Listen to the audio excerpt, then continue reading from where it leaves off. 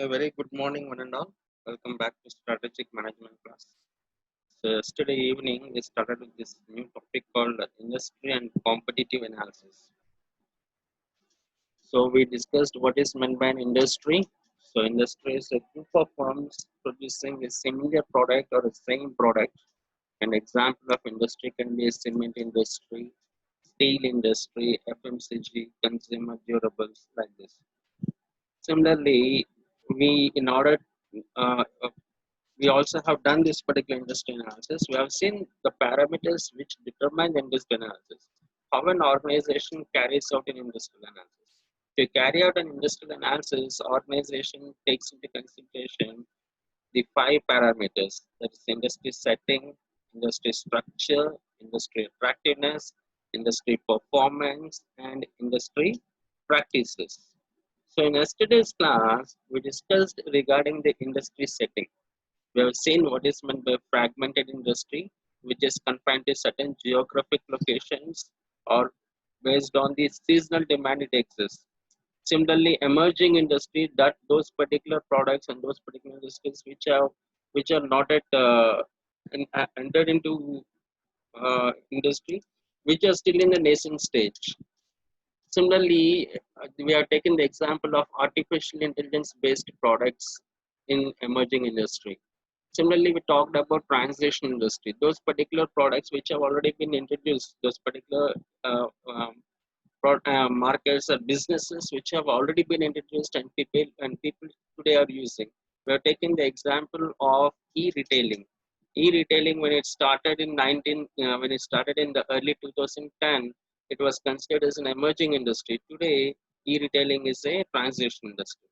Similarly, we have seen the declining industry. Products or businesses which were available previously but today no longer available.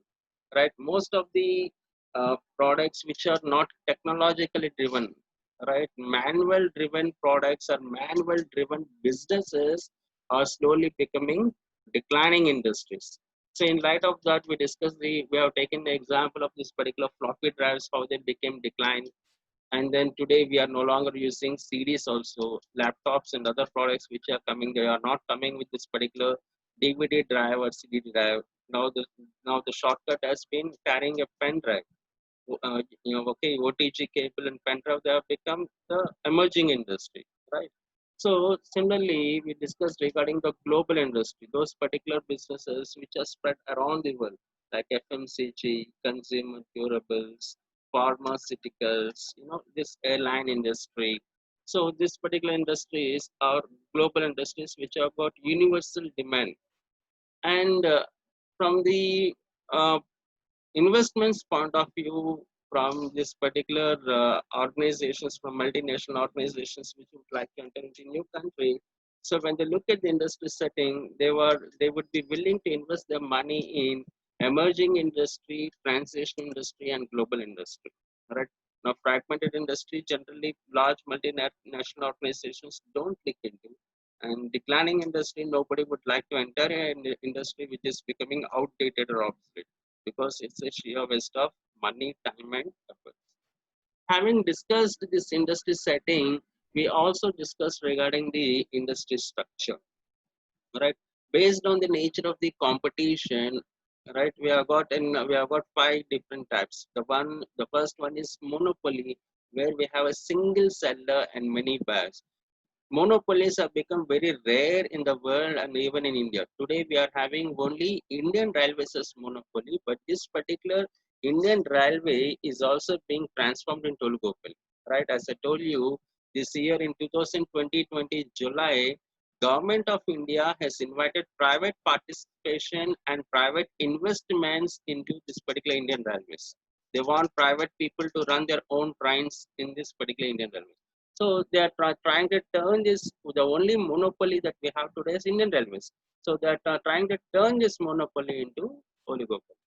Similarly, we also discussed regarding oligopoly, right? Where we have got few sellers and many buyers. Okay. So in case of this particular oligopoly, the same identical product. Now, product does not differentiate. Product happens to be identical. Now, such is this particular oligopoly exists only in single product businesses. pure oligopoly, it exists only in the single product business. Similarly, we have differentiated oligopoly. In case of the differentiated oligopoly, we have single organization, single businesses manufacturing multiple products, right? So that's called as differentiated oligopoly.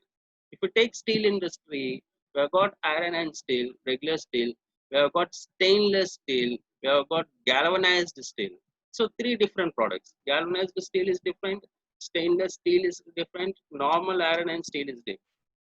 Right. So the and we have got organizations which are manufacturing this type of businesses which are into this particular products. Right. So that particular industry as a steel industry, it comes under differentiated oligopoly. Right. So similarly, we have got pure and perfect competition which exists only in theory, which exists only in paper, but as such it does not exist in practice, right? So perfect or pure competition is having a monopolistic, having many sellers manufacturing identical products, ditto, right? Same and exact features, all right? So you don't find any differentiation between one particular product and the other product. The product features will remain the same. Now such type of competition as such doesn't exist, right? And finally, we discussed regarding monopolistic competition. And in case of this particular monopolistic competition, where we have many sellers and many buyers. Today, almost all the consumer markets are facing or having monopolistic competition, right? And margins happen to be very thin in case of this particular monopolistic competition. So large business houses, they are the ones who will be willing to enter into monopolistic competition. The remaining business organizations generally prefer monopoly, oligopoly, or differentiated oligopoly. Now that's where we stopped our class yesterday. So today's class, let us start with industry attractiveness. So attractiveness of industry, right? What attracts an investor or what attracts a businessman to enter into a particular industry is decided by these four factors, right? These four factors, namely the nature of demand, industry potential, profit potential, entry and exit barriers. These four factors, they determine the attractiveness of industry. Either they are going to attract more investments into that particular industry, or else they will prevent new business people from entering into this particular industry. So either of them may happen. So now let us start with our nature of demand. Right? As long as the nature of demand is universal, and as long as the nature of demand keeps increasing, we will have this particular investments pouring into that particular industry, right?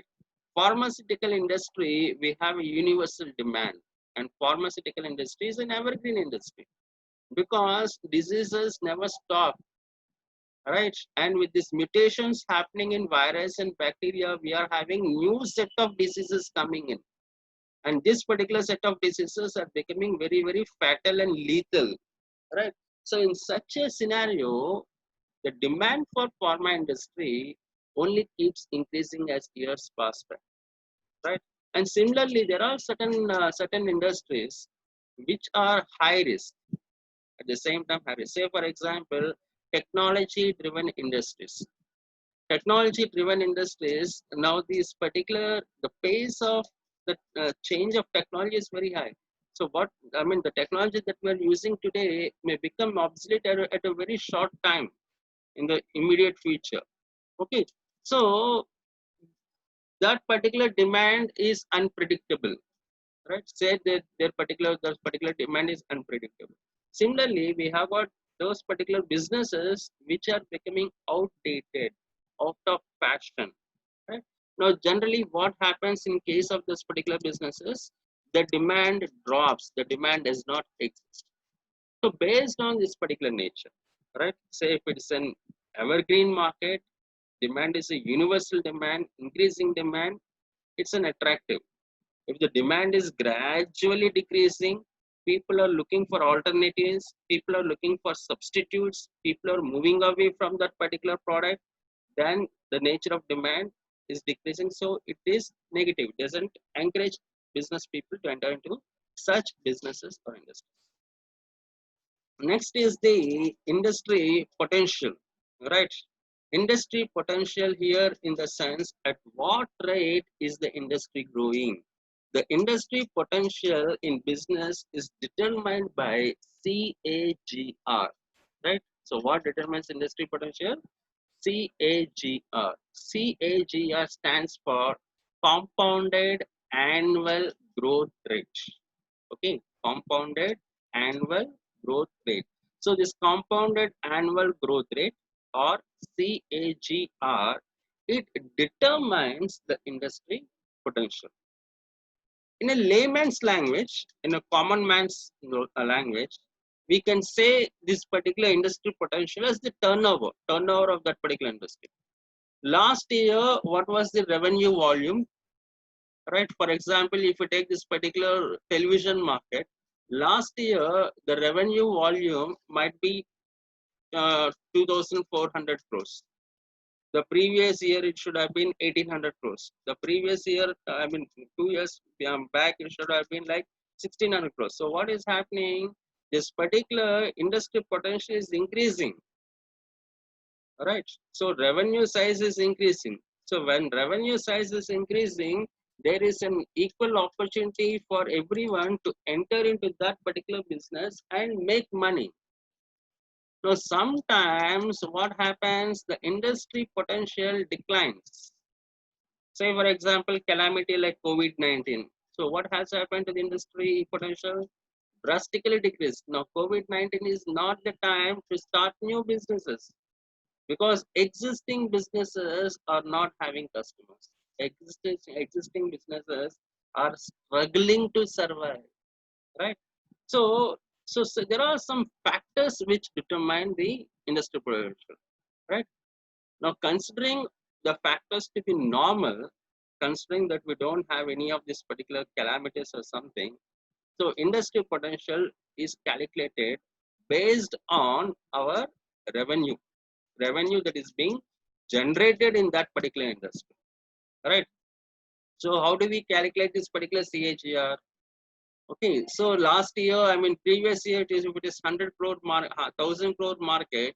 Now this year, if it is like 1500 crore market, the raise has been by 500. So when we calculate it as a percentage, now that particular percentage is what is the CAGR.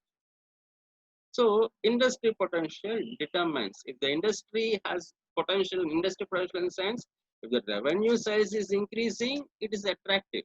If the revenue size is not increasing, it is not attractive, right? The third one is the profit potential, right? Now, what determines the profit potential? Profit potential is determined by the cost, right? Which cost? Operating cost. So if an organization is not able to control the operating cost, whatever revenue that is being generated, now this particular revenue translates into loss. So organization has to come out with ways of decreasing this particular operating. So there are certain measures which organization we call them as cost cutting measures, right? To contain this particular cost and to control this particular cost, and then to increase the value, cut the cost and increase the value, and to increase this particular value and decrease the cost. Michael Porter has given us value chain analysis. Okay, so Michael Porter is one of the prominent and one of the most eminent person in the field of strategic management. He has immensely contributed to the body of this particular strategic management. So he has come out with a new model, with a new theory or with a new model called as value chain analysis. That value chain analysis we'll be seeing in the third chapter. In the third unit, we'll be coming across this particular value chain analysis. So here what he says is, use certain techniques, use certain business practices which are going to decrease this particular operating cost. Now, the normal area where cost shoot up is inventory, right? So, organization generally in certain industries, the inventory time is like 240 days. On an average, most organizations maintain inventory of 120 days or 180 days. If we take 180 days, it is like 6 months, right? Or if we take this particular 120 days, it's like 4 months. Okay. So maintaining, see what is happening, you're investing your money on purchasing the raw material, and for that raw material to translate into cash in inventory, if inventory itself is taking like 180 days inventory, then it goes into work in progress, right? And then it comes out a finished good. After coming out as a finished good, and till the time it reaches the customer, you take another 60 days. Okay. So the more the length, the larger the working capital cycle. The larger the working capital cycle, the cost shoot up. Why the cost shoot up? Because you have to pay interest. Business is never done in cash, right? It's not a kirana shop or it's not a street corner buddy shop that you do this particular business in cash. Business is always done in credit, right? Almost all businesses are being done in credit. You purchase the raw material against an LC or against a BG, against a letter of credit or a or bank guarantee. It's done in credit. So when you do the business in credit, when you bring your raw material in credit, what happens? You have to pay the interest. So for how many days you'll have to pay this particular interest? Now here the 6 months plus 1 month plus 2 months, right? So 9 months interest you'll have to pay. To cut down this particular cost, Japanese organizations, they came with a new business practice called just in time. Right? They came out with a new concept called just in time. Under this particular just in time, the inventory is maintained by the supplier himself. Previously, organization used to maintain the inventory and organization was bearing the interest. Now that was the past, right? Operating cost. Now what the Japanese organizations have done, they have come out with a new business practice called just in time. So here the raw material from the supplier directly reaches to the plant. So plant is not, or the manufacturer will not hold the inventory in his warehouses and all. Is not going to hold it in his particular premises. So it will come directly to the plant in 2 days before or 3 days before. So what organizations, new organizations are doing is manufacturing setups. When they're setting up this particular manufacturing organizations, they're also giving a part of their land, a part of their space for the supplier to hold the inventory. So what organizations have done, whatever burden they're having, that burden they passed on to the supplier. Now it is the supplier job to maintain the inventory, right? So he is going to maintain the inventory at the organization. As usual, the raw material from the source will reach the plant, right? But in the plant, it is being maintained and held by the supplier. And the supplier, from the supplier, and it reaches to the manufacturer 2 days before or 3 days before, at the max like 1 week, but generally in a case of 3 or 4 days time, right? So what have we done? We have brought an 180 days inventory to almost like 2 or 3 days inventory. Now when you look at the cost of maintaining 2 or 3 days is hardly nothing. We can say absolutely zero, right? Or almost comes to zero. So this is one particular way of cutting the cost. Similarly, in the case of human resource management, now people started searching after talent. And then today organizations are trying to nourish the talent, right? Bring the talent onto the organization, okay, nourish them, give them good opportunities for growth and everything, retain them so that these particular people drive the organization, right?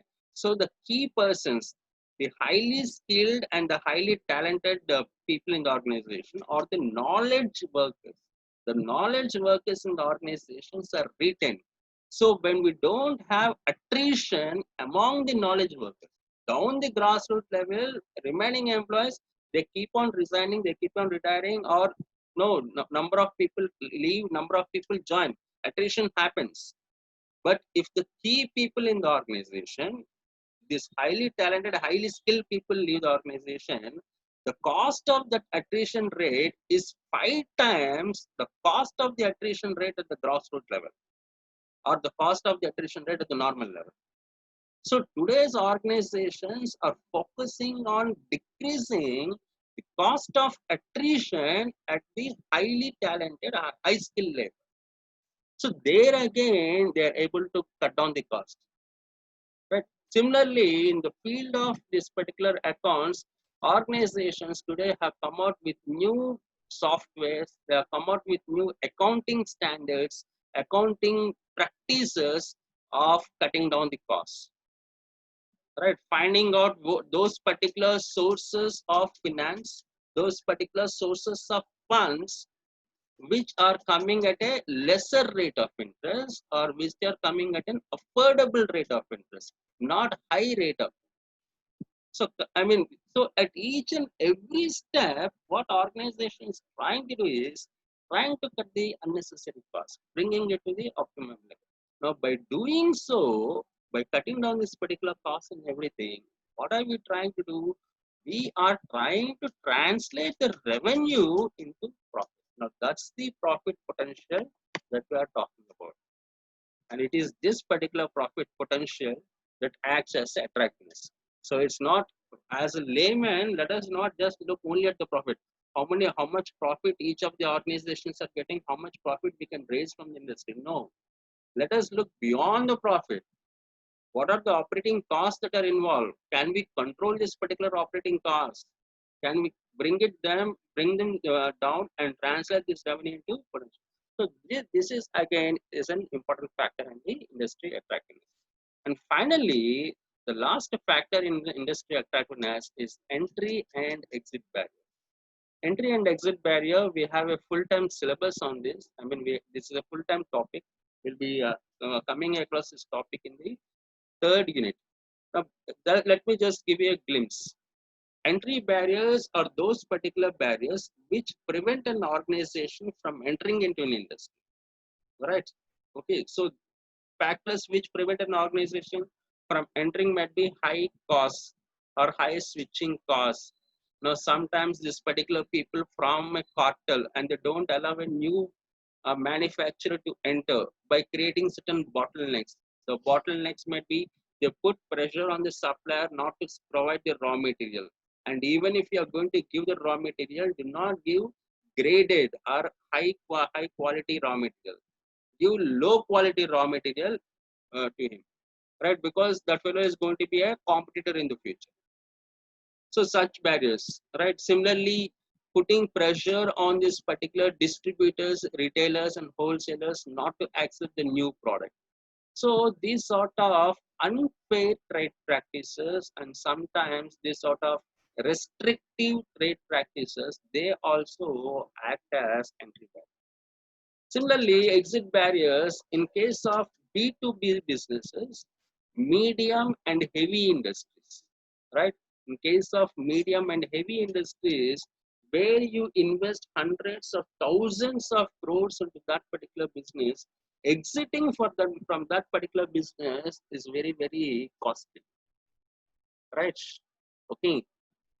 During 2006 to 2010, during that particular time, right, when Manmohan Singh was the Prime Minister, Lakshmi Mittal, who then has become the world's largest steel manufacturer, okay, Mittal Steel and POSCO Steel, world's second largest, first largest and second largest. Both these people, they wanted to start their particular steel plants in the state of Orissa. And they also formed this particular memorandum of association. They said we are going to start. And Orissa government has given them the land also. The land also has been allotted. So much before they could start their particular businesses, we had Vedanta, an NRI based business, UK based NRI, Mr. Agrawal. So he happened to start aluminum plant in the state of Odisha. In the first phase from 2004 to 2009, okay, now the environmental clearance was given and the organization commissioned, and then they started manufacturing.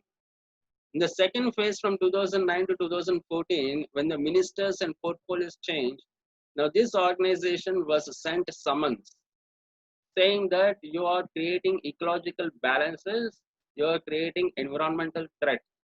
And thus, in the place from where you are sourcing the raw material, that is bauxite mines, and the place where we have that bauxite mines, that particular place is called as Niyamgari Hills. And in those particular Niyamgari Hills, India is one of the oldest tribe, 3,000 years back tribe, people who still do not wear clothes, or people who still have very scanty clothes, and people who are still dependent on bow and arrow to hunt and eat, practicing primitive practices. Now, such particular tribal people are living in that particular jungle, right? And in the name of modernization, in the name of industrialization, so if you transport this particular tribal people from there to city, or you bring them into this particular town and sit into our regular civilization, they will not be able to survive because their survivability skills are different, our survival skills are different. They don't have the resistance to overcome this particular dengue, chikungunya, and other things. And even if you are going to give them this particular vaccinations and all, they'll die. So an entire race is going to be wiped out. So citing this particular reason, they asked Vedanta to immediately stop the business and then shut down. In order to start this business in India, Vedanta organization has raised money from the international markets. They borrowed money from shareholders from different stocks, from different share markets in different countries. So from international markets, they raised this particular money. At the end of this particular deal, Vedanta had to suffer a loss of 1,500, more than 1,000 crores loss they had to face. More than 1,000 crores loss. We are not talking about 1 rupee, we are not talking about 10 crores, we are not talking about, we are talking about thousands of crores. Now, who is going to bear the loss? Now, how? I mean, once this incident has happened, now Lakshmi Mittal pulled back his particular business. He said, okay, I'll have that Indian patriotic feeling and everything in my heart, but I will not do business with India. I'll not start this particular steel plant here. I'm very much happy, right? Republic Day and Independence Day and all I'll celebrate, but I'll not be stepping into that particular country to do the business. Similarly, POSCO also pulled back its particular business. You see, exit barriers, right? Very easy to enter sometimes. With the support of lobbying, with the support of this corruption and everything, very easy to enter. But sometimes when the tide turns back, right, when situations become and the politically when we have this particular changes and all, certain businesses they suffer exit barriers, right? So this also faces, say, in case of the airport authority of India, same thing happened. GVK, Hyderabad-based constructor GVK, he has built the Mumbai's international airport. T3 terminal in Mumbai. Mumbai International Airport was built by GVK developers. So Adani Adani, the person who is in charge of this particular many business in India, he wanted this particular Mumbai airport. He asked GVK to sell him. He did not sell. He approached Mr. Modi. Mr. Modi had sent a CBI team. The CBI team has filed charge sheet and cases. They asked for their custody. And a few days back, right, in the last, Monday, 3 or 4 days back on Monday or on Saturday, GVK has sold the entire stake of 74% controlling stake. GVK sold to Adani. If you are not able to give, they are going to arm twist you. Now, such sort of threatening, such sort of lobbying, such sort of arm twisting practices will also act as entry and exit. Now, moving on to the next one, looking at the industry performance. How is the industry performing? Right. So when we look at this particular parameter, here again, we have got four factors: profitability, operational efficiency, innovation, and technological advancement. Right. When we look at this particular profitability, profitability increases when we don't have more competition, and at the same time, profitability increases when we are having this particular industry potential, right? If the revenue size of the industry is growing, then only we'll be having this particular profitability. Point number one. Second thing, the operating cost should be less for profitability to happen. Now the third thing, supplying logistics cost should be less. One of the major factor, sometimes in some industries, one of the major factor deciding the success of the business is logistics. Today, for most of the businesses, logistics and supply chain has become the backbone, especially in the retailing industry. In the retailing industry, no logistics, no supply chain, no business. And even the e-commerce businesses, your entire business model of Amazon, your entire business model of Flipkart runs on logistics and supply chain. So, these particular things, logistic and supply chain costs, they also determine our profit. Next, when we look at this particular operational efficiency, right, the technological advancements that are taking place in terms of this particular operational efficiency and the best practices that we can bring into the organization, they also determine the industry performance. Now, some organizations follow Kaizen business practice. Kaizen is a quality circle, continuous improvement. Some organizations follow TQ1, total quality management. Some organizations follow PCM levels, PCM level 1, 2, 3, 4, 5. Some organizations follow Six Sigma, Sigma level 1, Sigma level, similarly Sigma level 6. Now, all of them determine the operation efficiency. So when you reach this particular Sigma level 6, you mean to say out of 10 lakh products, that is 1 million. Out of 10 lakh products that you are manufacturing, the defect is only one. One defect in 1 million is almost like you don't have any defects at all. Right? 100% perfect. So such operational efficiencies are there. Similarly, Kaizen. We reach one particular stage of improvement. After attaining that, we keep the next target, a further condition. So there is no end, continuous improvement.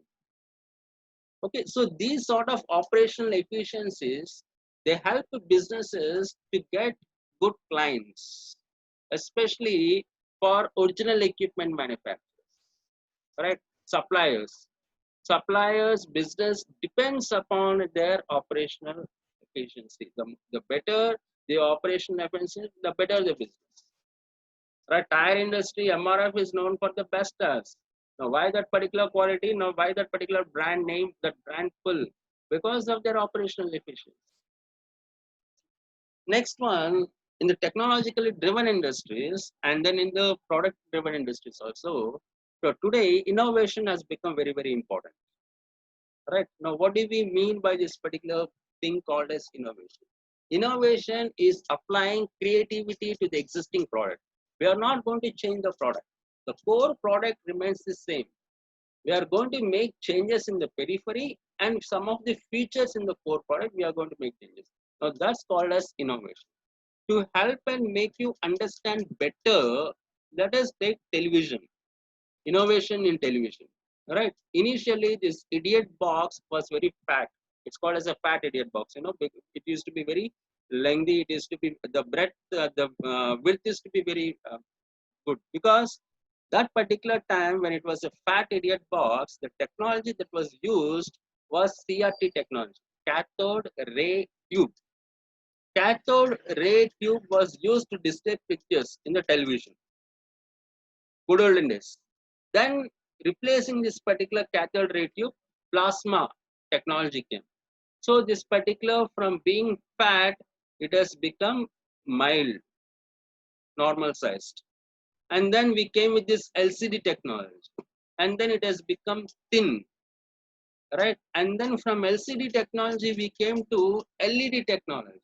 Now it has become wafer thin. right?